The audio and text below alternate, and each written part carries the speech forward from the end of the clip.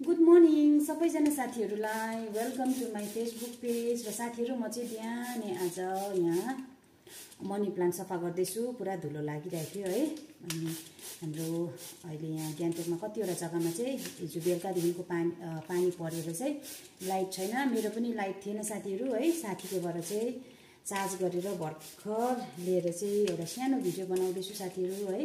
यो चाहिँ मेरो मनी प्लान्ट लगभग 4 इयर्स भइसकेको छ है। हेर्नुहोस् है, मनी प्लान्टलाई चाहिँ खासमा पानीमा रोप्नु भन्छ साथीहरू, तर पानीमा चाहिँ त्यति ग्रोथ हुँदैन रहेछ पटमा जस्तो है। अनि त्यही कारण चाहिँ मैले यहाँ पटमा रोपेको छु, पानीमा पनि रोपेको छु साथीहरू। त्यो पनि म अब पटमा रोप्नेवाला छु किनभने ग्रोथ एकदमै भएन है। अनि मनी प्लान्टलाई चाहिँ जहाँसम्म मैले पढेको अनुसार चाहिँ साउथ इस्ट डिरेक्सनमा राख्नु भन्छ है।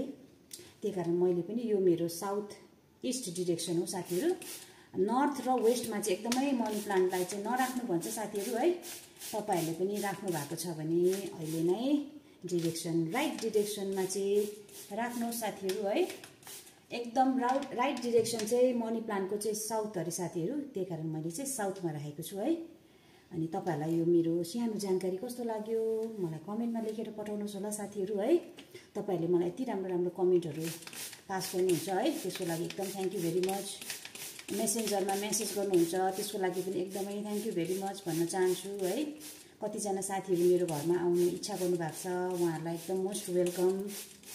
मैले कतिजना साथीहरूलाई मैले फोन नम्बर पनि दिएको छु है। तपाईहरु मेरो घरमा आउनु चाहनुहुन्छ भने मलाई फोन गर्नुहोस्, म तपाईहरुलाई एड्रेस इनबक्स गरिदिन्छु है। फेरि पनि अर्को भिडियोमा भेटौँला साथीहरू। अनि यो मेरो सानो जानकारी तपाईलाई कस्तो लाग्यो मलाई कमेन्टमा लेखेर पठाउनुहोस् होला।